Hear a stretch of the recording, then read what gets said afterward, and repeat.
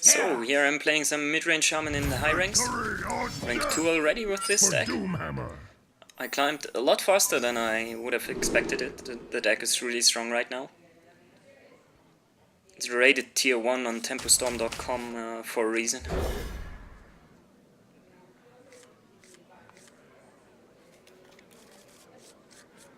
I'm playing against a warrior. I still have no idea if it is more a controlish warrior or the dragon warrior. Maybe even pirate warrior. Greetings, friend. I usually play the weapon on turn 1.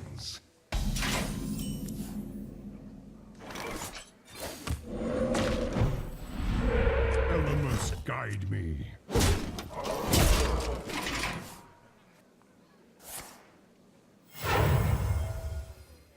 When I get the spell power totem, I usually use the weapon to play a little bit around the ooze.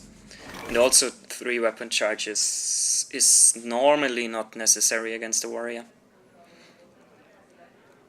Here I decide to go for another totem and deal with the frothing berserker.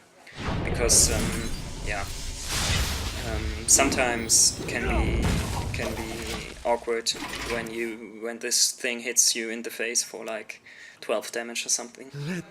And that allows me next turn still to go for the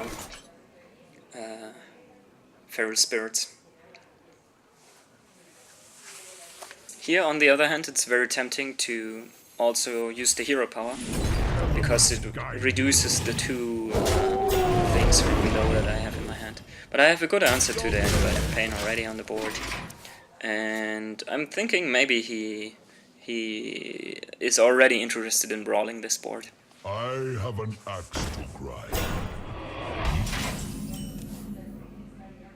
So he seems to be a traditional tempo warrior,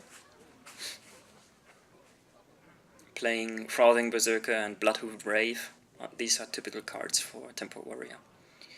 I think here I decide that nothing really makes sense, and he also doesn't really get a decent trade unless he has something like a Ravaging Ghoul activating his Bloodhoof Brave, but then it's still not that strong. So I decide to just pass, because I just have 3 mana available, and yeah. Next turn I definitely want to play the Fire Elemental. Armor made to fit. So he gets a War Axe and an Armor Smith. And notice that he doesn't activate the Bloodhoof Brave, which is, yeah, from his perspective probably the right play. But if he sees my cards right now, he's missing damage out on my hero. I definitely trade the wolf here into the smith, because it's looking like he wants to kill the wolf with the weapon. But similar to my play, this turns out to be a mistake.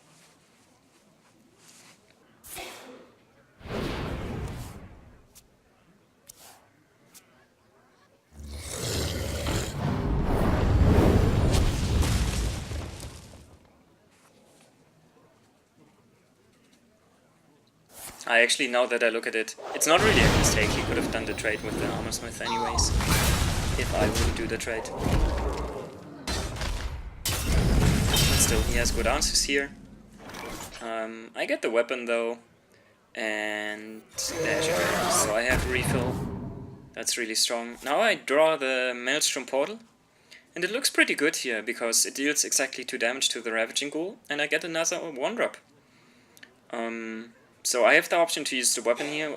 The weapon is also a pretty good option, but the Maelstrom Portal is more mana efficient, and it doesn't really look like that he will ever get a board where I could use the AoE efficiently. So that's why I decide to get my extra 1-drop here, and I get a pretty good one with the Lowly Squire. Take heart. The Earth Mother is near. He plays Cairn, and I think I decide to just spam the board brutally with totems, because his deck usually doesn't draw, and that means I can play 2 times the thing from below, use my hero power to buff the Lowly Squire, and hit him also in the face with my weapon. Elements guide me.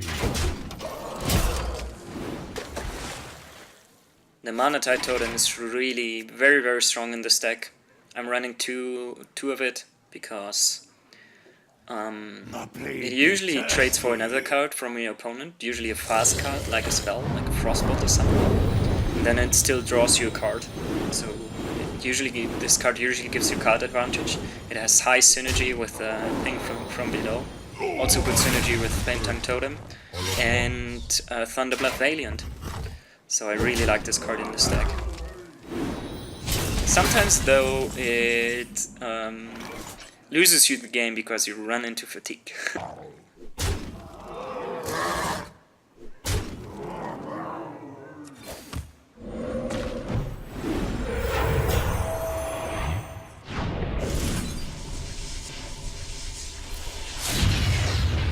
We're using real swords.